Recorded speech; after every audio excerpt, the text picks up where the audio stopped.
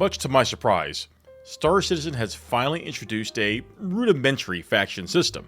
It's not exactly how I would have done it, but it's better than nothing. It's a solid start, and it actually gives me some hope for the future. Either CIG now understands the dangers of a factionless, free-for-all PvP system, or they still don't, but just happened to include factions anyway. In this video, I won't be breaking down the factions themselves. Instead, I'll be looking at the mechanics behind faction systems, how CIG can improve on them, and the challenges they'll face along the way. I also want to get into faction warfare, which was teased in the latest ISC. Oh, and before we dive in, I've already done a few videos on why factions are so important. I'll have links to those in the description, and their thumbnails should be on the screen now.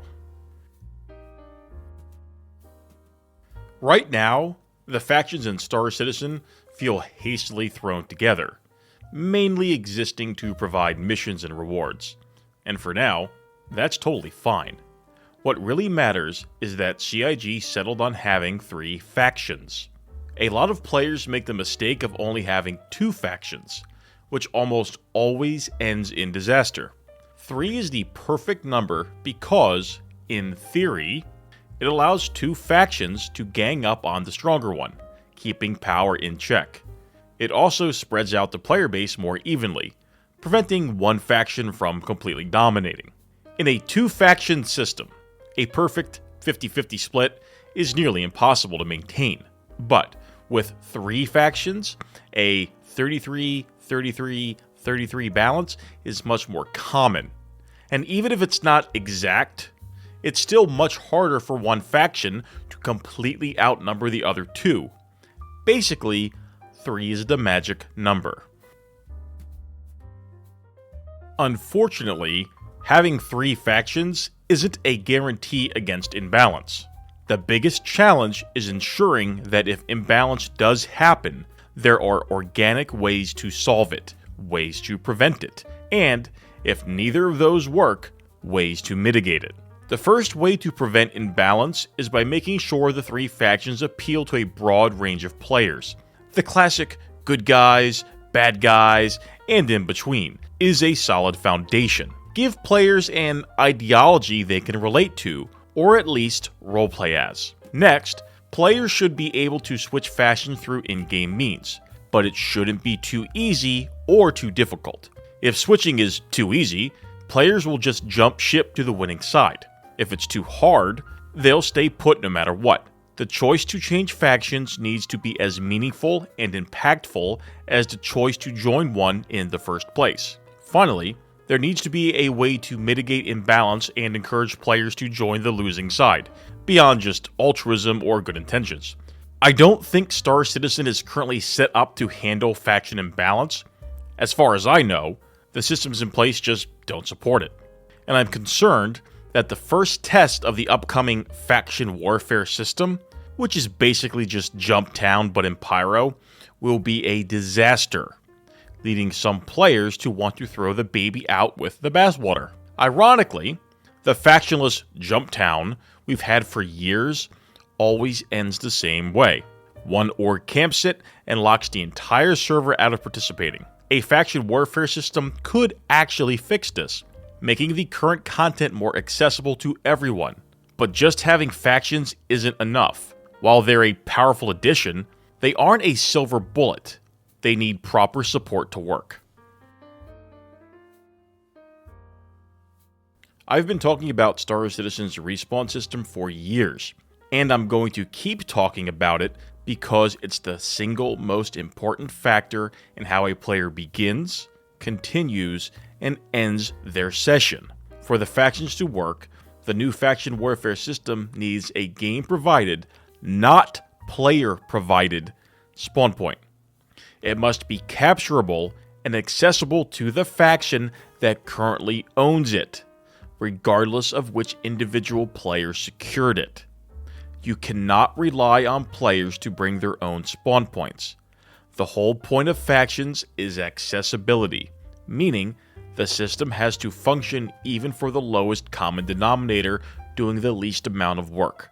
Bringing a mobile spawn convincing random players to set their regeneration point there, and then coordinating an attack is just too much effort for most players. Instead, faction warfare should revolve around clear, easy to understand objectives, like a capturable respawn facility. If a faction owns it, it becomes a spawn point for all faction members. This not only makes participation easier, but also ensures that actual battles take place during faction warfare events. Basically, whatever theaters of war was supposed to be might help CIG understand this concept, if it had capturable spawn points, of course. Now, you might be asking, how does this tie into faction imbalance? The answer is simple. Respawn points give developers a tool to balance factions. For example, if the Frontier Fighters are the most populated faction and they control a respawn point, the game could globally increase their respawn timers. Meanwhile, factions with fewer players could have faster respawns. This way, even if one faction has the numbers advantage, their players take longer to get back into the fight, helping to offset their strength and keep battles more balanced. And it doesn't have to stop there. You could increase ship claim times, tweak travel delays, whatever makes sense. The point is to use respawn mechanics as a balancing tool, not just a convenience feature. For any faction warfare system to work, everyone has to care about it, even those who don't want to participate in the combat side of things. The only game that ever truly made everyone care about their faction's success or failure in PvP was Dark Age of Camelot. Even PvE players felt the repercussions of their faction winning or losing, which meant everyone was invested even if they weren't directly involved. Star Citizen is actually perfectly set up to take advantage of this concept in a way no other game has before. Not everyone in SC wants to PvP, and that's fine. Star Citizen is a game for everyone, and every game needs a strong PvE base. It just makes the game better, in my opinion. But for faction warfare to truly matter, PvE-focused players need ways to contribute, and PvP players need reasons to value, protect, and assist them, and vice versa. If you're too young to remember Dark Age of Camelot or just never played it, World of Warcraft's Encourage Gate event is another great example. Star Citizen could do something similar, but in an even grander way. For example, imagine the Frontier Fighters want to build a space station over a planet. That's going to require massive amounts of resources. PvE players go out, mine materials, salvage ships, complete ground missions, and deliver everything needed to the station. Meanwhile, PvP players, who are part of the Frontier Fighters, now have a vested interest in protecting those shipments, while enemy factions have a reason to intercept and sabotage them. Now, do you see the bigger picture? Even players who don't care about PvP or PvE still have a reason to care about the station's success.